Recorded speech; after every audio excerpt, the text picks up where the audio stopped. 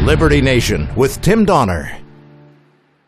As the post-2020 Republican Party sorts through the wreckage of a failed election and surpassingly shocking aftermath, it's becoming ever more clear that the GOP is actively dividing into two increasingly distinct and irreconcilable factions. And in breaking his long silence this week, the 43rd President of the United States likely made the battle lines more distinct and the problem worse.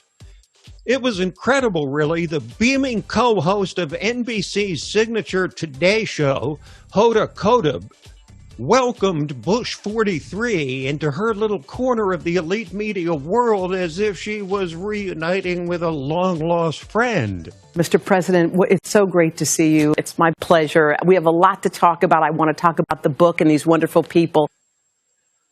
This is the same man savaged and ridiculed and called an idiot by her industry for 8 long years. And yet the former president himself responded as if it was old home week.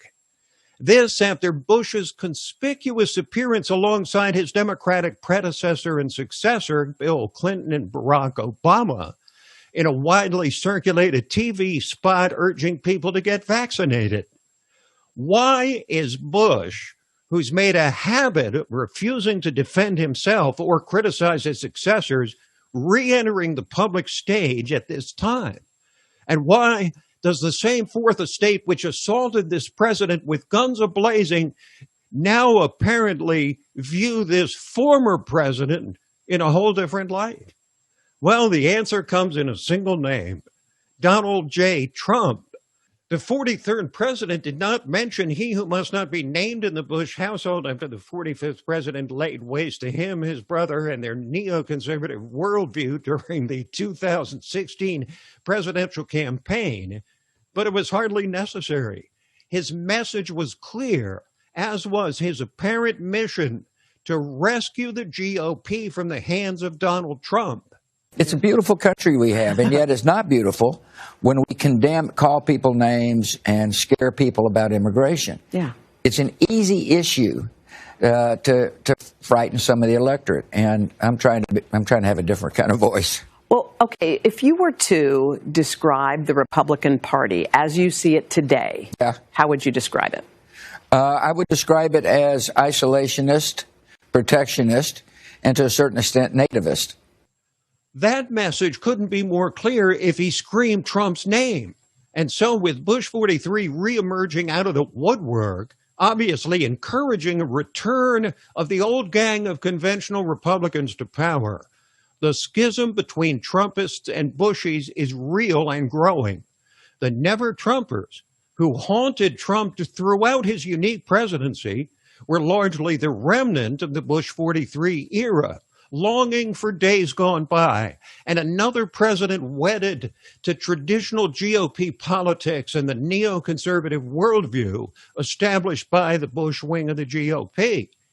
That was, until Trump came along, most all of the Republican Party. But Trump stormed the gates of D.C., as the old saying goes, not to comfort the afflicted so much as to afflict the comfortable, including, but hardly limited to, GOP establishment operatives settled into a cushy and permanent beltway existence. Fixtures of the conservative establishment from George Will to Bill Kristol and well beyond became apoplectic that Trump first proposed and then was able to achieve exactly what they had only pontificated and dreamed about for years. And so they went after the bombastic billionaire with everything they had. And in the process, they served as useful pawns or idiots for the Democratic Party. Never Trumpism was an internal oppositional movement against a president who had shaken Washington insiders from their pedestals by design. But what we have now is far more dangerous to the future of the conservative movement. An open battle for the heart of the GOP between two dispossessed forces, each seen as disgraced and held in contempt by the other side. And both camps are sensing the peril and opportunity of the here and now. realizing that time is slipping away to establish a firm foothold in the party hierarchy and command the debate over the coming months and years. It seemed far-fetched to envision George W. Bush out of the shadows of a presidency which ended in a rock-bottom level of approval, emerging at this time after years of silence to add fuel to a burning fire. Perhaps he's beckoning revisionist historians to take a fresh look at his presidency, which he must believe won't look so bad in their eyes after they were forced to endure Donald Trump. Or perhaps he somehow believes he can serve as a linchpin for bringing the party back to what he believes is its senses. There will be a stark contrast between the agendas and utterances of those who were all in for Trump over these last 4 years and those seeking a return to the days when the GOP was, as the careerists see it, not isolationist but globalist, not protectionist but free trading, and not nativist but internationalist. There will be name-calling, recriminations, and a battle for the veritable soul of the party. Trumpists may not win that battle, but not for lack of grassroots support. Bushies may figure a way to carry the day by replacing the public's unpleasant memories of the Bush years with Vietnam-style flashbacks of January 6th.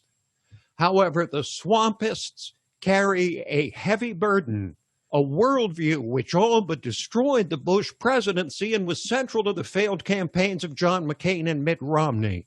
Indeed, with passion still high for Trump the president, if not Trump the man, a mere tactical triumph by the residual forces of George W. Bush and the entrenched establishment would lead to a party-wide conflagration.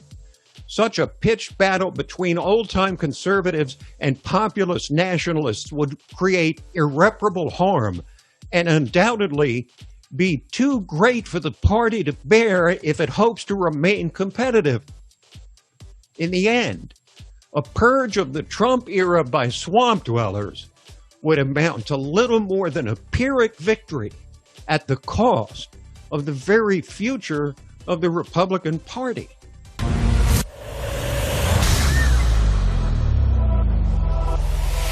Hi, I'm Lisa K. Donner, along with Mark Angelides, Sarah Cowgill, Tim Donner, and Scott Cosenza, and this is Liberty Nation.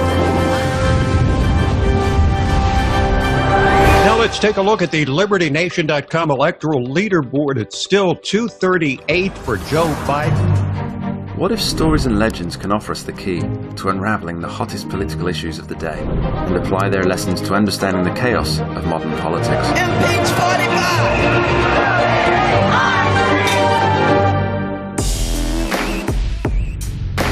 Only where freedom of speech is honored can people who look, sound, or think differently be truly free.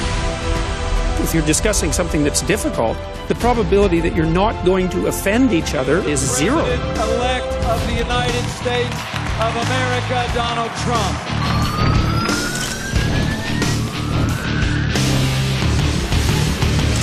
Donald J. Trump is now president. With one click, Liberty Nation delivers tomorrow's news. And remember, liberty. Today. All the time and everywhere. LibertyNation.com